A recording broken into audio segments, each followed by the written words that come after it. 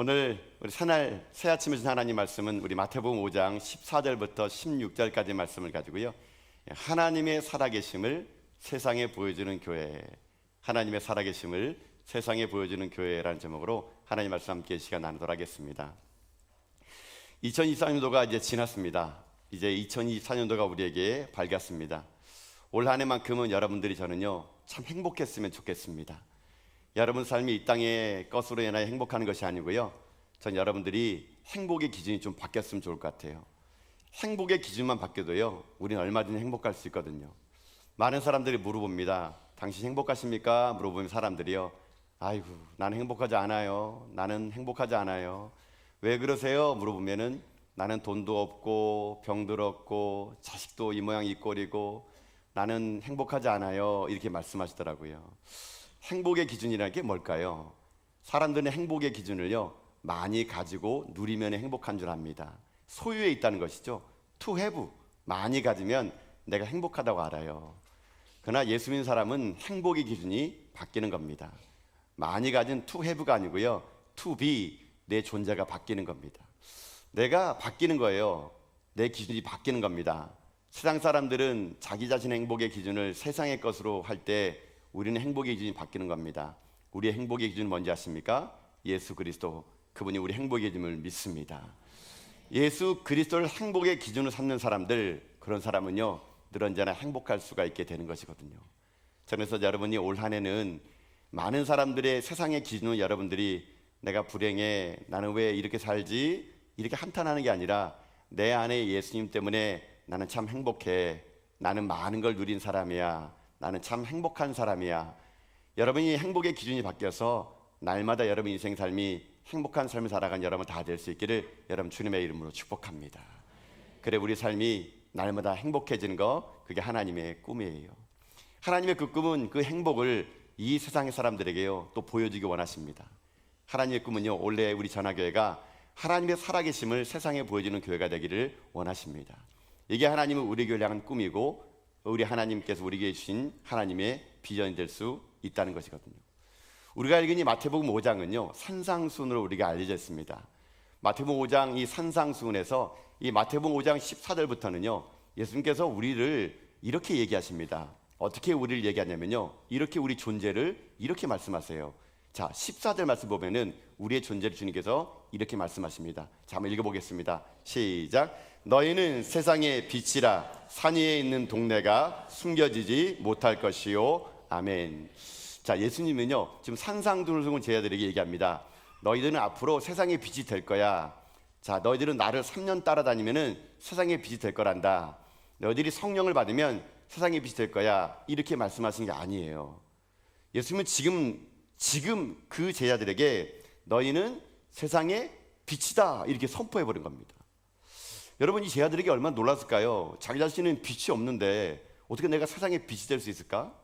여러분, 이 말을 오늘 우리들의 인생에도 그냥 접목해 봅시다. 여러분, 우리가 세상의 빛이 될 수 있을까요?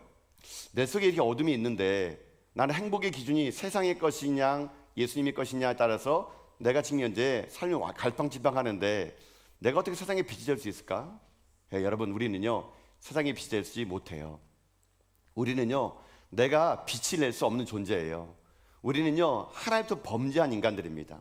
하나님 범죄한 우리들은요 우린 빛이 될 수 없는 그런 존재입니다. 근데 어떻게 예수님이 우리 보고 빛이라 그랬을까요? 어떻게 빛이 될 수 있을까요? 예수님은 이 말씀에 요한복음에서 이렇게 하면 너희들이 빛이 된단다 설명해 주셨는데, 자, 요한복음 8장 12절 말씀 보면은요 이렇게 하면 된대요. 자, 읽어봅시다. 시작. 예수께서 또 말씀하여 이르시되 나는 세상의 빛이니 나를 따르는 자는 어둠에 다니지 아니하고 생명의 빛을 얻으리라. 아멘. 자, 진짜 빛은 누군지 아십니까? 예수 그리스도, 그분이 진짜 빛이에요. 그분은요 진짜 빛입니다. 근데 예수님이 얘기합니다. 내가 세상의 빛이거든. 근데 나를 따르는 자는 어둠에 있지 않고 생명의 빛을 어떻게 한다고요? 얻을 수가 있대요. 결국 하나입니다. 내가 빛이 되는 것은 내가 빛이 되는 것이 아니고요, 내가 주님을 바라볼 때 내가 빛이 된다는 거예요. 여러분요, 내 안에 예수님이 계시고 내 안에 성령이 계시면 내 인생 자체가 빛난 인생 될 수 있다라는 겁니다. 결국 우리가 누구를 바라보냐가 중요한 겁니다. 결국 내 안에 누가 계시냐가 중요한 겁니다.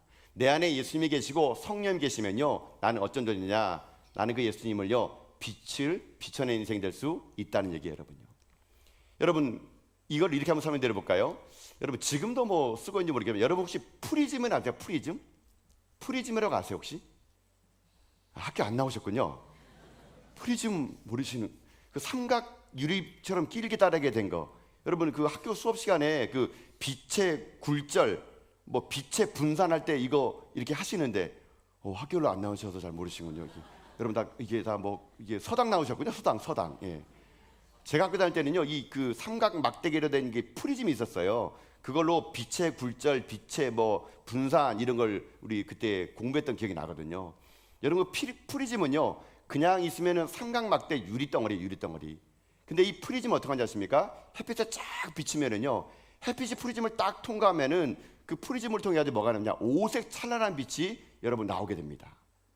서당을 나오셔가지고 알싸 모르겠네. 하여튼간요, 이게 그 프리즘을 가지고 저 초등학교 기억이 있는 것 같아요. 참 그 빛을 이렇게 하면은 이 빛이 쫙 비치고, 이렇게 하면 또 빛이 쫙 비치고, 그 너무 그 빛이 제 생각에는요, 그날 그 수업 시간에 빛의 굴절 아무 말도 생각 안 나요. 그거 가지고 놀았던 기억이 나는데, 제가 오늘 본문의 말씀을 묵상하는데 그 프리즘이 생각나는 겁니다. 나는 그냥 유리 조각 덩어리인데 내가 주님에게 쫙 비치게 되면요, 내 인생이 어떻게 되냐? 나로 인해 주님의 빛이 오색 빛깔이 쫙 세상에 펼쳐지는 거예요. 내가 빛내는 게 아니고요, 나를 통해 주님이 빛나게 나를 만들어 준다는 얘기예요, 여러분요. 여러분, 그래서요, 오늘 이 본문 있지 않습니까? 이 본문을 유딘 피터슨이 쓴 메시지 성경에서는요, 오늘 이 본문을요, 이렇게 설명해 놨다 그럽니다.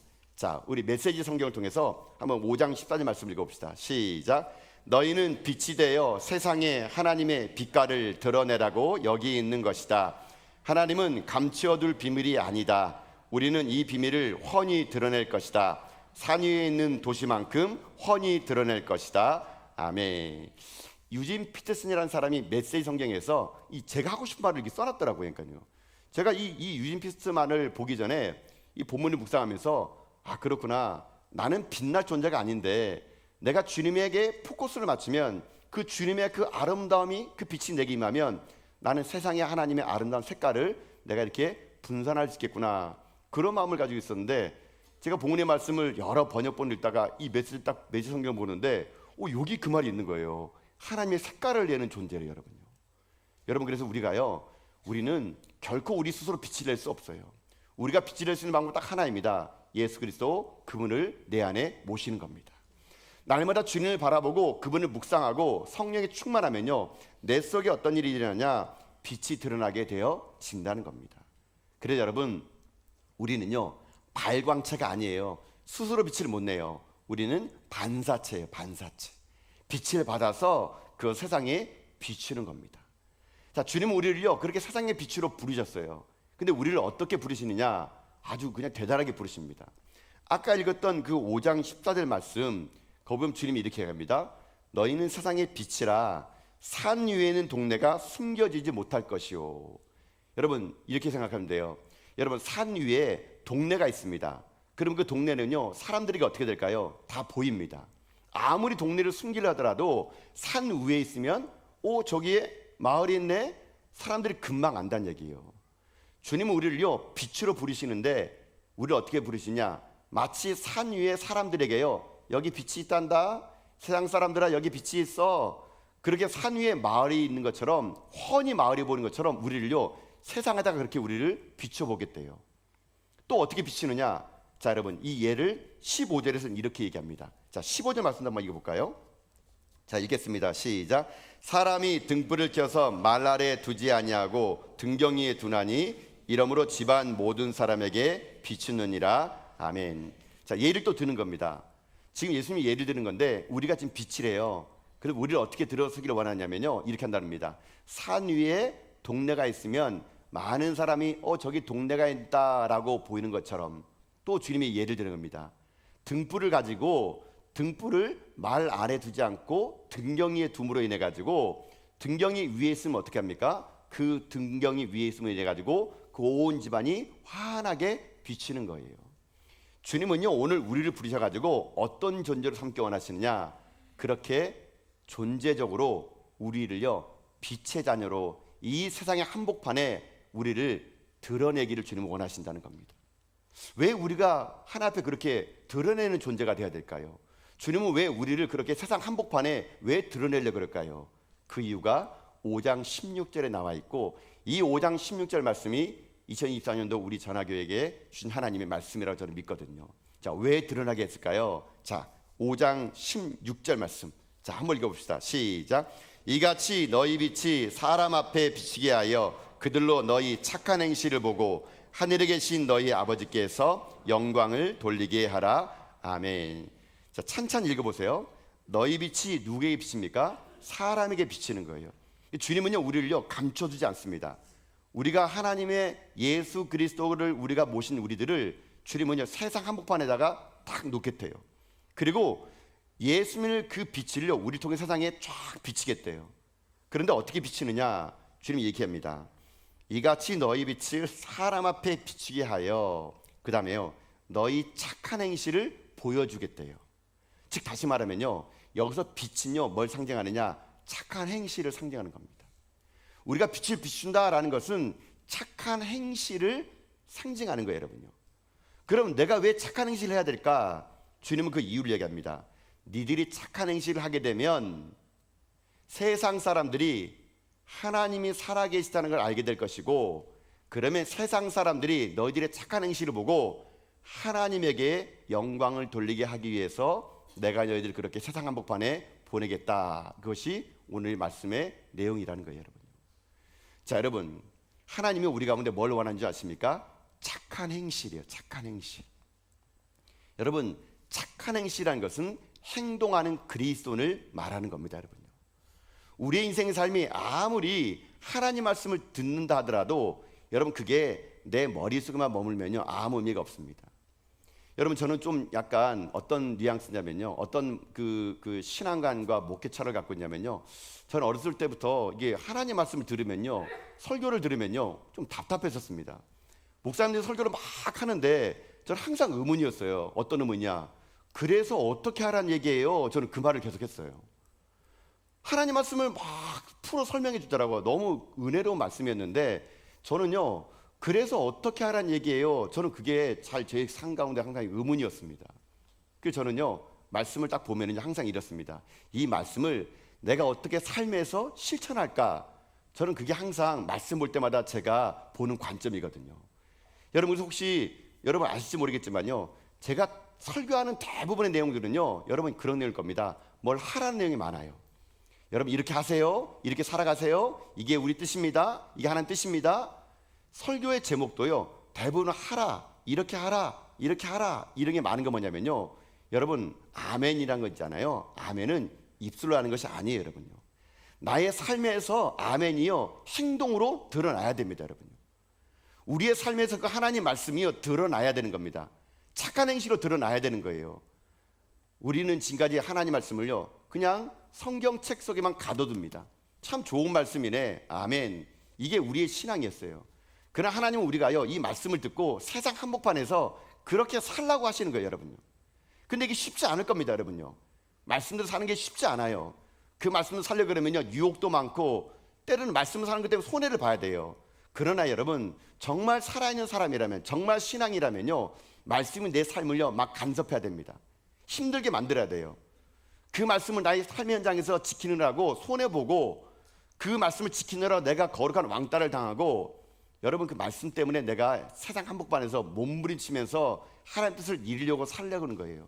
그러면 어떻게 하는 줄 아십니까? 세상 사람들이 그걸 보면서 아, 쟤를 보니까 하나님이 살아계신 것 같구나. 여러분 그 삶을 살기를 주님은 우리에게 원하신다는 것이거든요.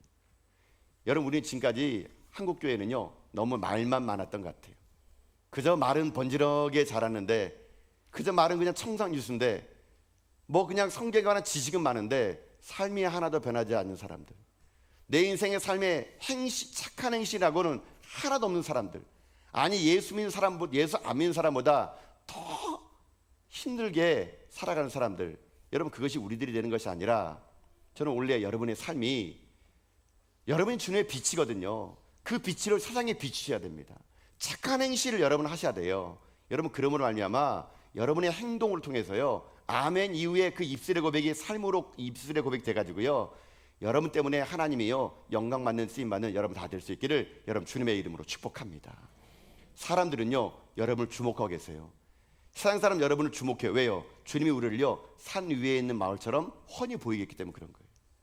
우리는 다 압니다, 여러분요. 여러분 저도요, 제가 목사라는 걸 사람들이 어떻게 할까요? 목사답게 생겼죠 제가요.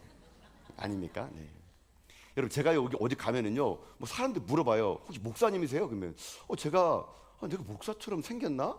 아무리 봐도 생긴 것 같지 않은데 제가 행동이 목사다운가 봐요, 여러분요.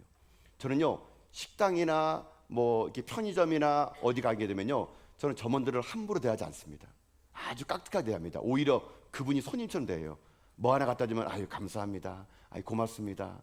막 저는요 오히려 제가 그분들에게 깍듯하게 대접하면요, 이 사람들이 저를요 이상하게 봅니다. 이렇게 보는 게 아니고요, 저를 존경하기 시작해요. 야, 저 사람은 뭐지? 왜 우리에게 함부로 하지 않고 저렇게 하지? 여러분 그런 행동이 쌓이다 보면요, 사람들이 제가요 목사라는 걸 알게 되더라고요. 그럼 사람들이 얘기합니다. 야, 저런 교회라면 나도 한번 다니고 싶다. 여러분 저는 여러분에게요 아주 위대하고 큰 걸 바라는 게 아닙니다. 여러분 하나님께서 여러분에게 원하는 착한 행실이라는 건요 대단한 게 아닙니다. 여러분 우리가요 대단한 게 아닙니다. 여러분 앞으로 여러분들 그리스도인이라면요 질서를 지키십시오. 어디에 가든지 새치기 하지 마세요. 정직하게 차례를 지키시고요, 아는 사람이라고 끼워주지 마십시오. 운전할 때도요 질서 있게 하시고 신호 위반하지 마십시오. 시장에 갔을 때 물건 살 때 깎지 마세요. 그 사람 그거 팔아도 얼마 안 남습니다. 예수 믿는 사람들이 시장 가서 인색하게 깎지 마세요. 너그럽게 넉넉하게 베풀고 나오십시오. 돈을 빌렸습니까? 반드시 갚으세요. 사람과 약속했습니까? 그 약속 반드시 지키세요. 거짓말하지 마시고요, 공공장소에서 너무 시끄럽게 떠들지 마세요. 교회 다니는 사람들 시장 가가지고요, 권사님 여기 앉으세요. 아이고, 제가 식당 가서 그런 소리 들으면 막 제가 막 오음이 막 오그라들어요. 정 큰 소리 시키고 싶으면요, 누구 엄마 이렇게 부르세요, 여러분요. 집사님 부르지 마시고요, 여러분. 여러분 사람들 다 봅니다, 여러분요. 교회 다니는 사람 시끄럽다고, 여러분요. 식당 가셔가지고요 너무 큰 소리 치지 마시고요, 무례하게 종업원들에게 하지 마세요. 무엇을 얻어먹었다면은 여러분들 한번 사주세요. 뷔페 식당 가서 제발 음식 싸오지 마세요, 여러분요. 남 피곤하게 하지 마시고요, 자기 위주로 말하지 마시고요, 말 많이 하는 것보다 더 많이 들어주세요. 성실하시고요, 본이 되시고요, 앞장서서 희생하시고요, 섬기는 자리에 서세요. 제가 볼 때는 이것만 해도 착한 행실입니다, 여러분. 이거 기본 아닙니까? 근데 우리가 기본이 무너진 거예요. 기본이 안 되는 거예요. 그래서 교회가 욕먹는 거예요. 여러분 세상 사람들은요 교회를 아주 냉철한 잣대로 봅니다. 세상 사람들은 교회를요 너마저도 그러면 안 된다, 목사마저도 그러면 안 된다, 우리를 볼 때 높은 기준을 봅니다. 그래서 우리가 조금만 잘못해도요 그냥 득달리 없이 우리 욕하는 게 뭔지 아세요? 우리에게 기대 거는 게 있기 때문에 그런 거예요, 여러분요. 세상은요 교회에 기대 겁니다. 저 같은 목사에 기대 거리고 여러분의 기대 걸어요. 그래도 성도만큼은, 그래도 교회만큼은, 그래도 목사만큼은 이 시대에 정직하고 순결하고 질서 잘 지키고 거짓말 안 하고, 여러분 이거를 원해요. 이게 주님이 여러분을요 세상에 보낸 이유예요. 그렇게 살아가라고요. 여러분 올 한 해 위대한 것 하는 게 아닙니다. 우리 착한 행실을 하는 거예요. 착하게 사는 겁니다. 그렇게 살아갈 때 그렇게만 살아도 세상 사람들이 우리를 통해서요 하나님의 살아계심을 볼 수 있다고 말합니다. 2024년도가 저는 여러분에게 이런 착한 행실을 통해서 사람들이 여러분 볼 때마다 아 하나님이 살아계시구나, 아 하나님이 정말 저곳에 있구나, 그렇게 여러분들이 삶으로 여러분의 모든 걸 증명해낼 수 있는 저 여러분 다 될 수 있기를 여러분 주님의 이름으로 축복합니다. 올 한 해 우리 전하교회가 달려갈 길은요 딱 하나입니다. 우리는 세상의 빛이에요. 내가 빛날 존재가 아니고요 우린 주님을 바라보므로 인해서 빛을 반사하는 존재입니다. 그 빛을 세상의 이 어둡고 탁한 곳에 여러분 아름답게 빛깔로 여러분 비춰주세요. 여러분 직장 안에서, 캠퍼스 안에서 어두컴컴한 그곳에 찬란한 하나님의 아름다운 색깔을 비춰줘 가지고요, 세상 사람들이 여러분을 통해서 하나님을 발견하며 영광 돌려나가는데 여러분 쓰임받은 여러분 다 될 수 있기를 주님의 이름으로 축복합니다.